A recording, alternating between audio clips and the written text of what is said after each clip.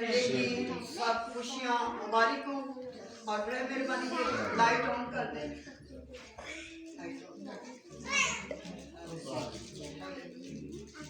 खुदावन का शुक्र हो कि खुदावन खुदा ने हमें ये फजल बख्शा कि हम खुदावन के कदमों में झुके, खुदावन के नाम को इज्जत और जलाल दें, क्योंकि इज्जत जलाल हम प्रस्तिश इबादत के लायक कौन है? हमारा खुदावन यीशु मसीह है। और आज जो हमारा टॉपिक है वो है खुदा को देने में बरकत। आज का जो हमारा उन्वान है वो क्या है? सब मिलकर बोले, खुदा को देने में बरकत। खुदा को देने में बरकत। और आज हमारी जो मरकजी आयत है वो है मरकस की अंजील उसका 12 बाब और उसकी 13 से 17 आयत हम पढ़ेंगे। मुकद्दस मरकस की अंजील उसका 12 बाब और उसकी हम 13 से 17 आयत तक हम खुदा का कलाम पढ़ेंगे।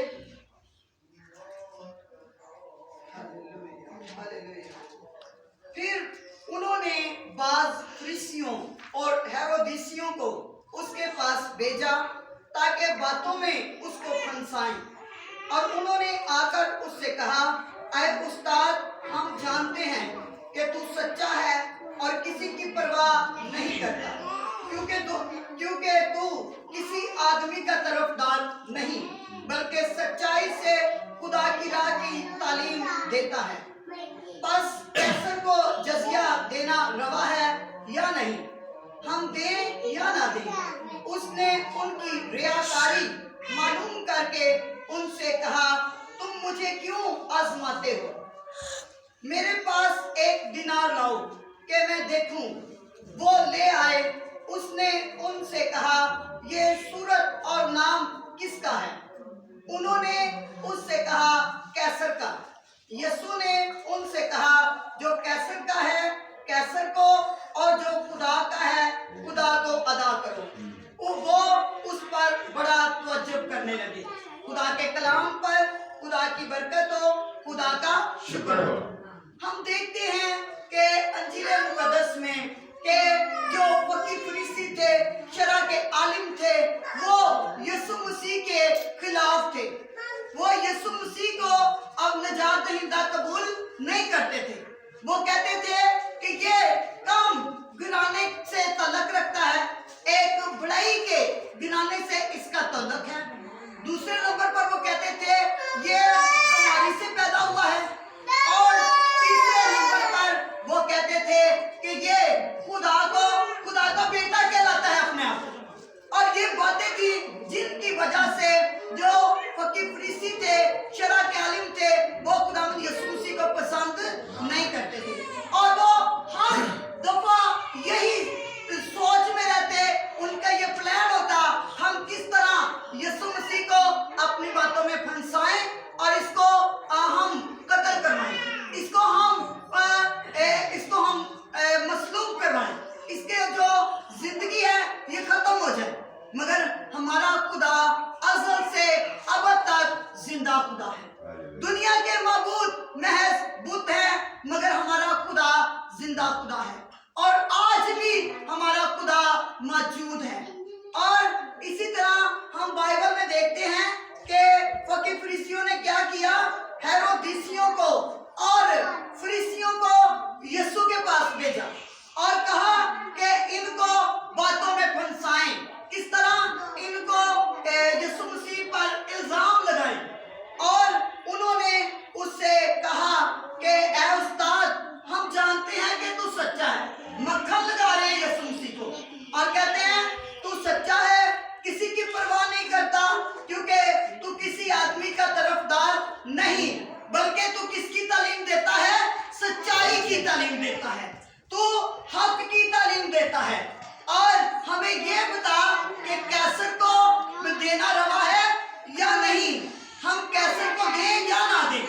उनका ये प्लान था कि ये कहेगा कि कैसर को ना दो तो हम इसको पकड़ लेंगे। मगर यीशु मसीह ने क्या कहा? यीशु मसीह ने कहा, मेरे पास एक दिनार है।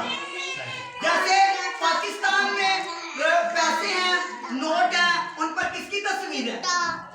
अपने बच्चों को पैमाने से। हमारे नोट पर किसकी तस्वीर है? कायदे आज़म की। और इसी तरह उस दौर में किसकी तस्वीर थी? कैसर की, क्योंकि वो वहां का बादशाह था, हुक्मरान था। और यीशु ने क्या कहा? जो कैसर का है वो कैसर को, और जो खुदा का है वो खुदा को दो। और आज भी खुदा हमें यही कहता है, जो कैसर का है, जो गवर्नमेंट का है वो गवर्नमेंट को, और जो खुदा का है वो खुदा को दो। और हम क्या करते हैं?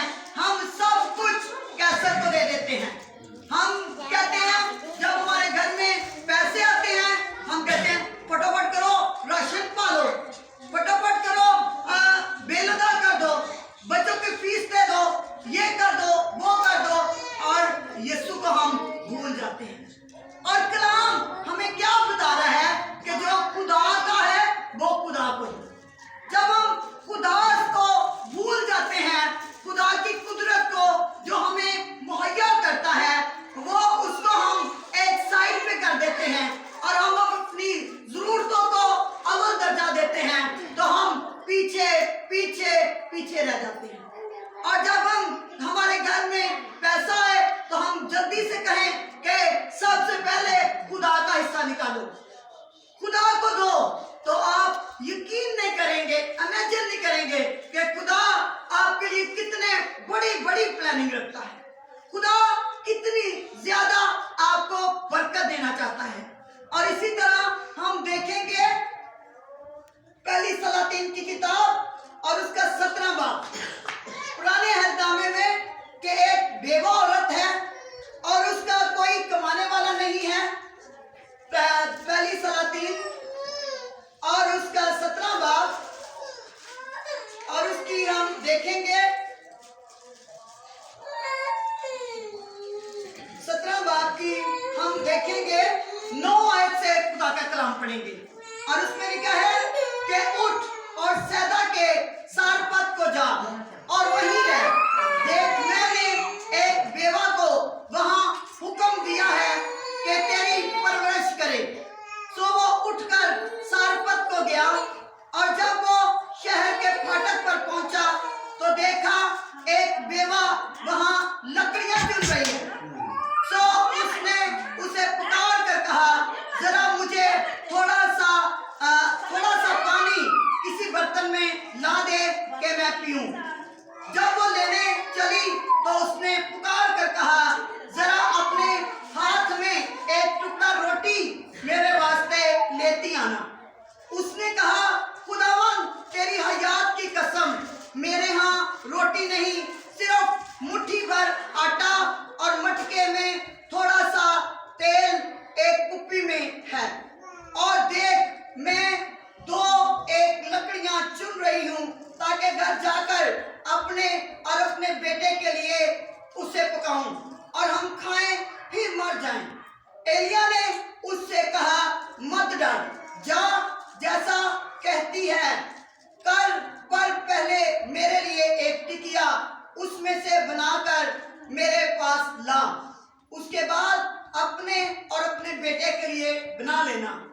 खुदा, क्योंकि खुदावन इस्राएल का खुदा यूं फरमाता है कि उस दिन तक जब तक खुदावन जमीन पर मीना बरसाए, ना तो आटे का मटका खाली होगा और ना तेल की कुप्पी में कमी होगी। सो उसने जाकर एलिया के कहने के मुताबिक किया, और ये और वो और उसका कुंबा सब बहुत दिनों तक खाते रहे।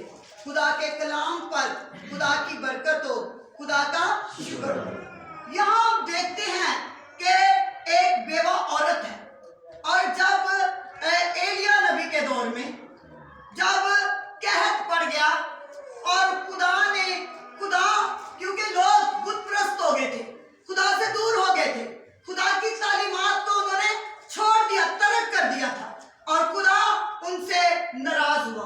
और खुदा ने उस इलाके में, उस शहर में, उस मुल्क में बहुत बड़ा कहत पैदा किया और लोग भूख से मर रहे हैं।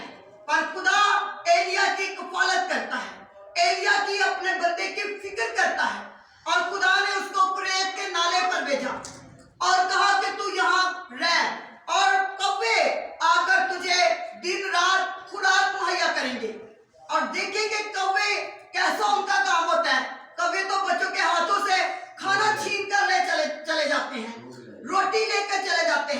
मगर यहाँ तो वे क्या काम कर रहे हैं कि खुदा के बंदे की कफालत कर रहे हैं, खुदा के बंदे के लिए रोटी और गोश्त लेकर आ रहे हैं, और वो खाना खाता सुबह शाम और नाले से पानी पीता।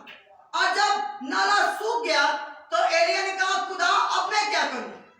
तो खुदा ने उसे कहा कि जा सारपत के इलाका में, सैदा के इलाका में एक बेवा है और उसके घर चला जा। खुदा अपने लोगों की फिक्र करता है। हम कहते हैं खुदा हमें भूल गया है, खुदा हमारी फिक्र नहीं करता।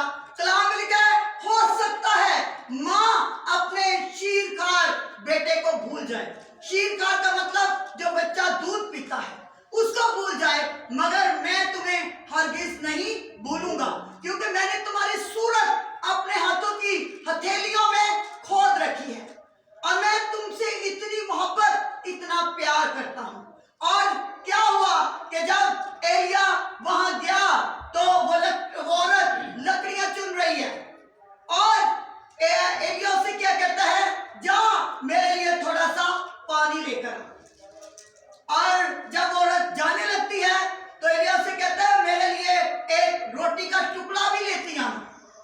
और वो क्या जवाब देती है, वो दुनियावी काशात में फंसी हुई है, दुनिया की अपनी जरूरतों में फंसी हुई है, और क्या कहती है कि ए उस्ताद, ए रबी, मेरे पास तो थोड़ा सा मटके में आटा है और कुप्पी में थोड़ा सा तेल है, और ये 2-3 लकड़ियां हैं जो मैं चुनकर लेकर जाऊंगी और अपने बेटे को दूंगी। हम दोनों पकाएंगे, खाएंगे और मर जाएंगे, क्योंकि हमारे पास इसके अलावा कोई खाना नहीं है। एलिया ने उसे क्या कहा कि तू मेरे लिए इसमें से पहले एक टिकिया बना ला और तू जैसा तू कहती है बाद में वो कर लेना।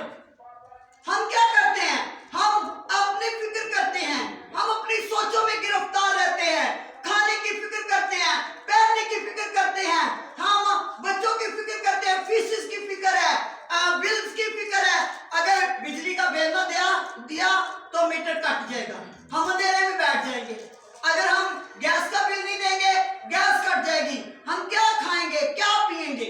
मगर खुदा हमें क्या बता रहा है, एलिया नबी क्या बता रहा है कि तू पहले मेरी जरूरत, मेरी फिक्र कर, तो तुझे कोई चीज की कमी नहीं होगी। और उसने क्या किया, खुदा के हुक्म को मान लिया। अगर हम भी आज खुदा के हुक्म को मान लेंगे तो हम भी उस बेवा औरत की तरह हम भी बरकत पा सकते हैं। मगर हम खुदा के हुक्म को मानना ही नहीं चाहते। हम कहते हैं हम क्यों खुदा की फिक्र करें, हम क्यों खुदा को दें। खुदा पहले हमें देता है और फिर मांगता है। खुदा पहले हमें 100 रुपया देता है और फिर क्या कहता है कि मुझे 10 रुपए दो। और हम क्या करते हैं, 90 तो पहले यीशु ने हमें दिए हैं, वो तो यीशु कहते हैं आप खाओ पियो मौज करो, और 10 हम जो यीशु के वो भी रगड़ जाते हैं, वो भी हम खा जाते हैं। हम कहते हैं हमारा 90 से गुजारा नहीं होता, यीशु ने भी 10 खा लो। तो फिर क्या है, गरीबी है, हमारे पास गरीबी है, बच्चे नाफरमान हैं, घर में बरकत नहीं, कोई घर में इधर से आता है खाना, पैसे आते हैं और उधर से चले जाते हैं, कोई हमें समझ नहीं आती। फिर हम कहते हैं पादरी साहब बुआ जी की करिए, फिक्र समझ ही नहीं आती, इधरों पैसे आते हैं इधरों चले जाते। बरकत कैसे आए जब हम खुदा के हुक्म को मान ही नहीं रहे। अगर हम उस बेवा की तरह खुदा के हुक्म को मान ले, जैसे जिसे एलिया ने कहा कि तू पहले मेरी फिक्र कर और तू बरकत पाए, और जैसे ही वो एलिया नबी के लिए रोटी की एक टिकिया बनाकर लाई और उसको दी और उसने खाया और बरकत दी, और क्या हुआ कि जब तक मींह ना बरसा, ना उसके मटके से आटा खत्म हुआ, ना उसकी कुप्पी में से तेल खत्म हुआ, और एलिया नबी और उसका जो शागिर्द था और उसका घराना और उसके खामन, उसका घराना, पता नहीं कितनी जानें थी जो उस थोड़े से आटे और थोड़े से तेल से सर्वाइवल करते रहे, गुजारा करते रहे। और खुदा ने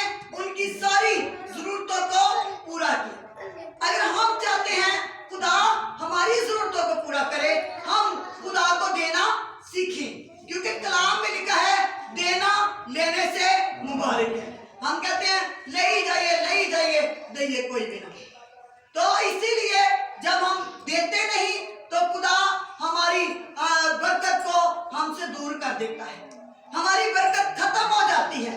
हम अगर हमारी तनख्वाह जो है वो 25,000 है, 30,000 है, हम खुदा को कितना देते हैं? 500। चलिए सुन दे दिए, शाम चार दिए हैं। चलो अगर हमारी सैलरी ज्यादा है, हम हफ्ते के हफ्ते भी लाते हैं, मगर हम खुदा को कितना देते हैं? चलो 50 रुपए बुआ ਨੂੰ चंदा दे दो, पादरी ਨੂੰ चंदा दे दो, इतनी बड़ी है और खर्चे थोड़े ने, उन्हें ना कोई दी जाइए। ये खुदा पसंद नहीं करता। मलाकी की किताब में लिखा है, पूरी दही की जखीरा खाना में लाओ और इससे मेरा इंसाफ करो, मैं आसमान के दरीचे खोलकर तुम पर बरकत बरसाता हूं कि नहीं, यहां तक कि तुम्हारे रखने के लिए जगह ना रहे। और अगर हम खुदा के आइन को भूल जाएंगे, खुदा के आइन को ना मानेंगे, तो हम बरकत हासिल नहीं कर सकते। इसलिए हमें खुदा के कलाम की, खुदा की फिक्र करनी है। और इसी तरह हम देखते हैं मरकस की अंजील उसका 12 बाब और उसकी हम देखें 41 आयत से, मुकद्दस मरकस की अंजील उसका 12 बाब और उसकी 41 आयत में यहाँ भी हमें एक खूबसूरत स्टोरी मिलती है। और लिखा है, फिर वो हैकल के खजाने के सामने बैठा देख रहा था कि लोग हैकल के खजाने में पैसे किस तरह डालते हैं और बथेरे दौलतमंद बहुत कुछ डाल रहे थे।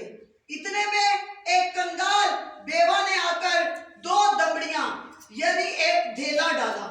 उसने अपने शागिर्दों को पास बुलाकर उनसे कहा, मैं तुमसे सच कहता हूं, जो हैकल के खजाने में डाल रहे हैं, इस कंगाल बेवा ने उन सब से ज्यादा डाला, क्योंकि सबों ने अपने माल की बहुतायत से डाला, मगर इसने अपनी नादारी की हालत में जो कुछ इसका था यानी अपनी सारी रोजी डाल दी। इसी तरह हम एक बेवा के बारे में देखते हैं कि खुदावंद यीशु मसीह हैकल के खजाने के पास बैठे हुए, और उस दौर में ये था कि वहां बॉक्स पड़े होते थे, जैसे हमारे पास ये थैली है और हम थैली में हड्डियां डालते हैं, वहां एक साइड पे बॉक्स रखा होता था और लोग जितना उनके पास तौफीक होती वो उस बॉक्स में डालते।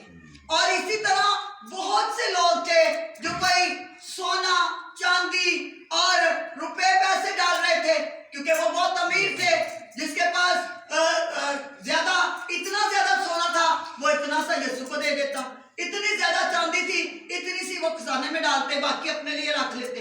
किसी के पास अगर ज्यादा पैसे हैं तो वो थोड़े से खजाने में डाल रहे। मगर वहां एक कंगाल गरीब बेवा आई जो बहुत ही ज़हीफ है और कपड़े उसके फटे होंगे, या कैसा इमेजिन आप कर सकते हैं कि गरीब इंसान कैसा होता है। वो आई और उसने 2 दमड़ियां एक ढेला खजाने के बॉक्स में डाला। और खुदावंद यीशु मसीह ने उन अमीरों से जो ज्यादा हदिया डाल रहे हैं उस बेवा की तारीफ की, क्योंकि उसने क्या किया, अपनी गरीबी में, अपनी नादारी में जो कुछ उसके पास था वो यीशु के पास ले आए। अगर हम भी खुदा को देंगे, अपने खुदा को खुश करेंगे और जो कुछ हमारे पास है हम खुदा के सामने पेश करेंगे तो खुदा हमें बरकत देगा। अगर आप खुदा से बरकत हासिल करना चाहते हैं तो आप खुदावंद यीशु मसीह को देना सीखें।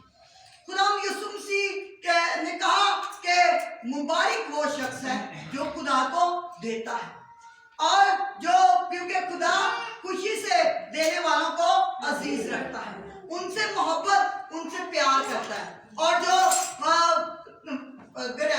कहते हैं दरेक करके देते हैं, जो कहते हैं चलो ठीक है ऐ मेरे कोल ने, चलो मैं खुदा दे देना, कोई गल नहीं है, खैर हुन जो अपने दिल में सोचते हैं कि चलो ठीक है ऐ भी तो देना चाहिए, एवं इंज करना चाहिए, हुन वो कहते ने दियो चलो हुन दे देने, जो मतलब अपने दिल में ये करते हैं कि चलो मुसीबत पाइए, या गुस्से से देते हैं खुदा, खुशी से नहीं देते, गुस्से से देते हैं पर गुस्से से देते हैं, खुदा उनके हदियों को कबूल नहीं करता। जो खुशी के साथ मोहब्बत के साथ खुदा के हुजूर लेकर आते हैं।